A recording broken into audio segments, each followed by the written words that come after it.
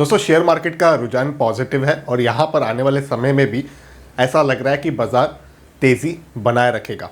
लेकिन यहाँ पर एज अ रिटेल इन्वेस्टर हमें हमेशा अपने प्रॉफिट्स जो है वो टाइम टू टाइम बुक करते रहने चाहिए और उसके दो मुख्य कारण है। कारण एक कि मार्केट अगर यहाँ से पलटी तो आपको आगे चल के रिग्रेट नहीं होना चाहिए कि मार्केट इतना अच्छा रिटर्न मुझे दे रही थी लेकिन मैंने किसी भी प्रकार का प्रॉफिट नहीं बुक किया। कारण दूसरा, आपको मैंने बताया था मेरे पिछले वीडियोस में कि यहाँ पर लॉन्ग टर्म प्रॉफिट पर यानी कि लॉन्ग टर्म का जो गेन होता है आपको उस पर 1,00,000 रुपए तक कोई भी टैक्स नहीं होती है। तो यहाँ पर अगर आपको अच्छे प्रॉफिट्स मिल रहे हैं उन कंपनी के शेयर्स में जहाँ पर 1 साल से ज़्यादा का होल्डिंग पीरियड हो चुका है और प्रॉफिट भी अच्छा खासा है, तो वहाँ पर अगर आप चाहें तो थोड़ा कितना प्रॉफिट बुक कर सकते हैं। इसे टैक्स हार्वेस्टिंग कहते हैं। इस तरीके से आप अपनी अच्छी टैक्स भी बचा सकते हैं। ज़्यादा जानकारी के लिए आप ऊपर आए बटन पे क्लिक करें, वहाँ पर आपको मेरा वीडियो मिल जाएगा। अब यहाँ पर इंस्टाग्राम पर और फेसबुक पर दोनों ही जगहों पर हमारा प्रेजेंस है। संडे निवेश आप सर्च करोगे फेसबुक पे, चाहे आप इंस्टाग्राम पे, तो आपको हमारा प्रोफाइल पेज मिल जाता है। उसके माध्यम से काफ़ी लोग डीएम कर रहे थे यानी कि डायरेक्ट मैसेज कर रहे थे और पूछ रहे थे कि सर आपका ओपिनियन क्या है, इस समय पर मार्केट में क्या प्रॉफिट बुक करना चाहिए। तो जी बिल्कुल, मार्केट में इस समय आपको प्रॉफिट बुक करना चाहिए। मैं खुद भी 20% के आसपास प्रॉफिट बुक कर रहा हूँ। कुछ कंपनीज जैसे HUL, वहाँ पर मैंने थोड़ा ज़्यादा प्रॉफिट बुक किया क्योंकि नीचे के रेटों पर मैंने बाय करके रखा था। कोल इंडिया जैसी कंपनियों में मैंने 5% के आसपास प्रॉफिट बुक किया है क्योंकि यहाँ पर डिविडेंड यील्ड बहुत अच्छा है, तो मुझे यहाँ पर अपने कैपिटल पर ज़्यादा रिस्क नहीं है। रिवॉर्ड के रूप में मुझे डिविडेंड के माध्यम से इनकम प्राप्त होती रहती है। और वहीं पर कुछ कंपनीज जैसे कि HCL टेक महिंद्रा, इन कंपनियों में अभी तक मुझे ज़्यादा मुनाफा नहीं हो रहा है, कहीं ना कहीं ब्रेक इवन पर ही है। तो उस वजह से मैंने इन कंपनियों में किसी प्रकार का प्रॉफिट नहीं बुक किया है, केवल होल्ड करके बैठा हूँ। तो 5% से लेके 20 से 25% तक का जो प्रॉफिट है वो मैंने अपने पोर्टफोलियो से बुक कर लिया है। अब यहाँ पर सवाल ये आता है कि अगर प्रॉफिट बुकिंग कर ले तो आखिर उस कैपिटल का करे क्या। देखिए, यहाँ पर कैपिटल प्रोटेक्शन बहुत ज़्यादा इंपॉर्टेंट होता है। आपको अपने मेहनत की कमाई को संभाल के रखना भी आना चाहिए। केवल हर समय इन्वेस्ट करना है अच्छे म्यूचुअल फंड्स, अच्छे स्टॉक्स में, यही आपकी प्रक्रिया नहीं होनी चाहिए। आपने जो कमाया है उसे आपको संभालना भी पड़ेगा। ये प्रकृति का नियम है कि आप जो भी आमदनी करते हो, जब तक आप उसे संभालते नहीं हो, उसे प्रोटेक्ट नहीं करते हो, उसमें आपको आने वाले समय में कहीं ना कहीं दिक्कतों का सामना करना पड़ सकता है। इस वजह से आपको अपना प्रॉफिट भी बुक करना चाहिए। और इसी वजह से यहाँ पर आज के इस इन्फॉर्मेटिव वीडियो में मैं आपको 3 फिक्स डिपॉजिट के उदाहरण दूंगा, 3 ऑप्शंस आपको दूंगा। उसी के साथ मेरा ओपिनियन जुड़ा हुआ होगा। उसके अनुसार आप चाहें तो उन बैंक्स में अपने पैसे की फिक्स डिपॉजिट कर सकते हैं जहाँ पर आपको गारंटीड रिटर्न मिलता है। गारंटीड रिटर्न एक बहुत ही इंपॉर्टेंट कीवर्ड है।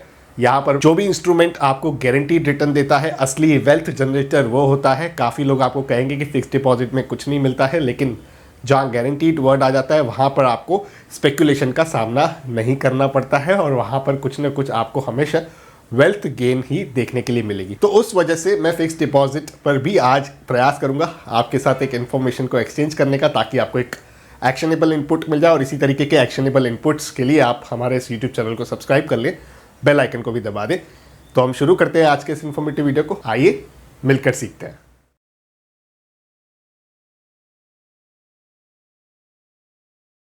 तो मैं आपको 3 ऑप्शंस बताऊंगा। यहाँ पर जो पहला ऑप्शन मैंने चुना है वो है पब्लिक सेक्टर बैंक्स का।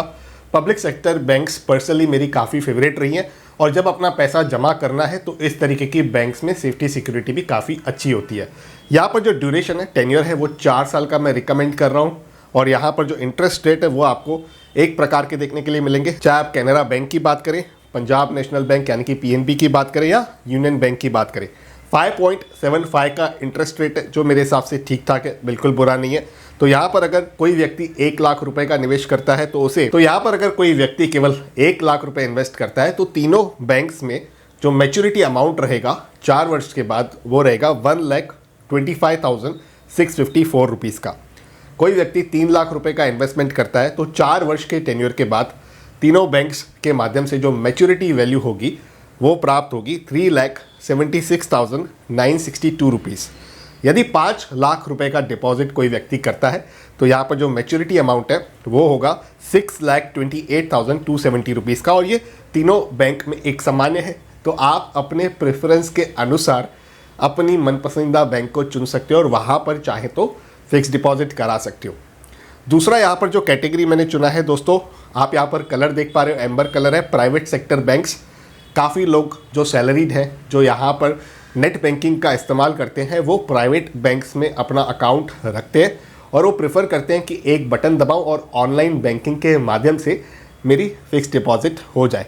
तो उनके कन्वीनियंस के लिए मैं यहाँ पर ऑप्शन लेकर आया हूँ प्राइवेट सेक्टर बैंक्स का, लेकिन यहाँ पर ड्यूरेशन जो है वो कम की लेकर आया हूँ, यानी कि 2 वर्ष की लेकर आया हूँ।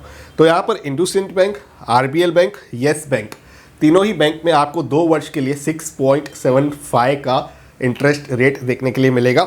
तो यदि कोई व्यक्ति 1 लाख रुपया डिपॉजिट करता है तो 2 वर्षों के बाद 1,43,325 का मैच्योरिटी अमाउंट उन्हें प्राप्त होगा।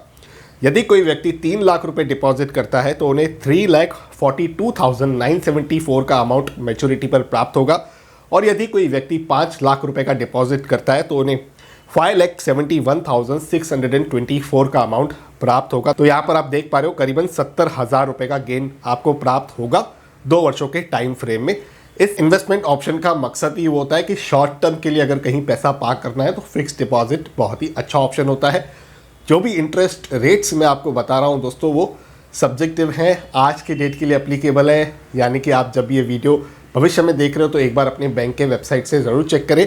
और ये रेगुलर सिटीजन्स के इंटरेस्ट रेट्स हैं। सीनियर सिटीजन्स को यहाँ पर 0.50% का ज़्यादा लाभ प्राप्त होता है, जिसका मतलब यह है कि 6.75 हो जाता है 7.25%।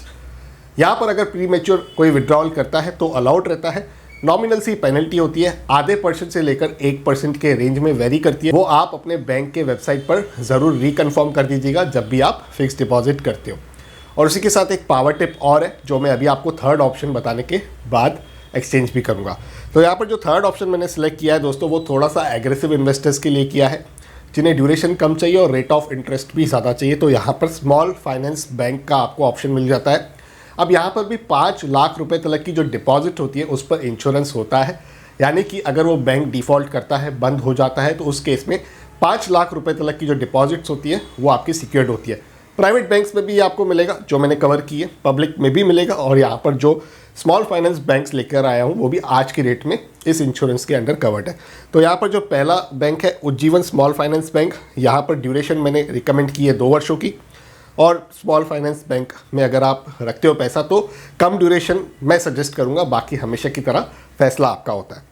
रेट ऑफ इंटरेस्ट 7.5% का है। तो यदि अगर आप 1 लाख रुपए इन्वेस्ट करते हो तो मैच्योरिटी पर 1,16,022 रुपीज़ आपको मिलेंगे। वहीं जनरल स्मॉल फाइनेंस बैंक में इंटरेस्ट रेट है 7.25% का 2 साल के टेन्योर के लिए। यहाँ पर अगर 1 लाख रुपीज़ आप डिपॉजिट करते हो तो 1,15,454 रुपीज़ मिलेंगे। और अगर इक्विटी स्मॉल फाइनेंस बैंक का ऑप्शन आप चुनते हो तो वहाँ पर रेट ऑफ इंटरेस्ट 6.6% का है। तो 1 लाख रुपया कोई व्यक्ति अगर इन्वेस्ट करता है तो 2 वर्षों के बाद उन्हें मैच्योरिटी पर 1,13,988 रुपीज़ प्राप्त होंगे। वहीं पर अगर कोई व्यक्ति 3 लाख रुपए इन्वेस्ट करता है तो उज्जीवन स्मॉल फाइनेंस बैंक में 3,48,067 रुपीज़ की राशि उन्हें प्राप्त होगी as a maturity amount. General small finance bank में 3,46,362 रुपीज़ की राशि प्राप्त होगी। 2 साल का टेन्योर है, याद रखिएगा। इक्विटी स्मॉल फाइनेंस बैंक में 3,41,964 का अमाउंट मैच्योरिटी पर प्राप्त होगा। और वहीं पर अगर कोई व्यक्ति 5 लाख रुपया इन्वेस्ट करता है तो उन्हें 5,80,111 रुपीज़ प्राप्त होंगे उज्जीवन स्मॉल फाइनेंस बैंक के माध्यम से as a maturity amount. Tenure वही 2 वर्ष का है।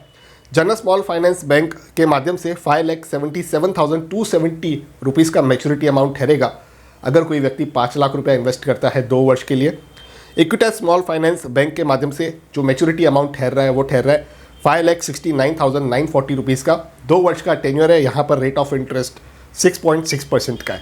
लेकिन अगेन मैं यही कहूँगा कि आप अगर पब्लिक सेक्टर बैंक की तरफ जाते हो या प्राइवेट सेक्टर बैंक की तरफ जाते हो तो वो ज़्यादा एक अच्छा ऑप्शन है।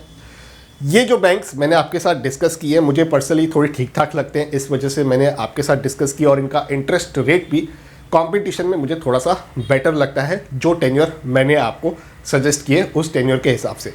बाकी हमेशा की तरह आपके मेहनत का पैसा है, आपको सूझबूझ से ही निवेश करना है। कैपिटल प्रोटेक्शन के बारे में बिल्कुल नहीं भूलना है। एज अ पावर टिप जो मैंने आपको कहा कि मैं आपको थोड़ी देर में बताऊंगा, आप जिस भी बैंक में फिक्स डिपॉजिट करते हो तो यूजुअली देखा गया है, चाहे आप ऑनलाइन मोड से जाओ या ऑफलाइन मोड से जाओ, वहाँ पर ऑटो रिन्यूअल वाली जो फैसिलिटी होती है वो टिक्ड रहती है। काफ़ी लोग मेरे को डीएम करते हैं इस क्वेरी को लेकर, जब वो फिक्स डिपॉजिट कराते हैं उसके बाद इस चीज़ को रियलाइज़ करते हैं।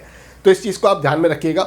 ऑटो रिन्यूअल वाला ऑप्शन मैं पर्सनली नहीं सिलेक्ट करता हूँ, क्योंकि उस ड्यूरेशन के बाद यानी कि 2 वर्षों के बाद या 4 वर्षों के बाद जिस भी ड्यूरेशन को आप सिलेक्ट करते हो, मुझे मेरा एसेट एलोकेशन किस प्रकार से चाहिए, उस टाइम पे मार्केट कंडीशंस कैसे हैं, इंटरेस्ट रेट्स कैसे हैं, उन चीज़ों को मुझे देखने की आवश्यकता है। उसी के हिसाब से मेरी मर्ज़ी के अनुसार मैं उस वक्त इस डिसीजन को लेना प्रेफर करता हूँ। उस वजह से मैं ऑटो रिन्यूअल को कभी भी बाय डिफ़ॉल्ट टिक नहीं रखता हूँ। तो इस चीज़ का आप भी हो सके तो ख्याल रखिएगा। तो मैं आशा करता हूँ कि आपको ये इन्फॉर्मेटिव वीडियो काफ़ी पसंद आया होगा। अगर आप सहमति रखते हो तो वीडियो को लाइक करें। पर्सनल फाइनेंस से रिलेटेड वीडियोस देखना अगर आपको पसंद है तो मेरे इस यूट्यूब चैनल को सब्सक्राइब करें। और अगर आपको लगता है इस इन्फॉर्मेशन से किसी और का भी लाभ हो सकता है, इंटरेस्ट रेट की इन्फॉर्मेशन आपसे लोग पूछते रहते हैं, तो उनके साथ इस इन्फॉर्मेटिव वीडियो को ज़रूर शेयर करें। शेयर का बटन दबाने में किसी भी प्रकार की कंजूसी ना करें। मेरे साथ डायरेक्ट चैट करने के लिए आप इंस्टाग्राम पे मुझे फॉलो कर सकते हो, फेसबुक पर आप हमारे पेज को फॉलो कर सकते हो। दोनों की लिंक्स आपको नीचे डिस्क्रिप्शन में मिल जाएगी। उन लिंक्स के माध्यम से ही आप हमारे करेक्ट प्रोफाइल को विजिट करके हमें फॉलो करना बिल्कुल भी ना भूलें। तो इसी के साथ करते हैं कंक्लूड इस इन्फॉर्मेटिव वीडियो को यहीं पर। जल्द मिलते हैं किसी और इंटरेस्टिंग टॉपिक के साथ किसी और दूसरे वीडियो में। तब तक अपने हेल्थ का और वेल्थ का ज़रूर अच्छे से ख्याल रखिएगा।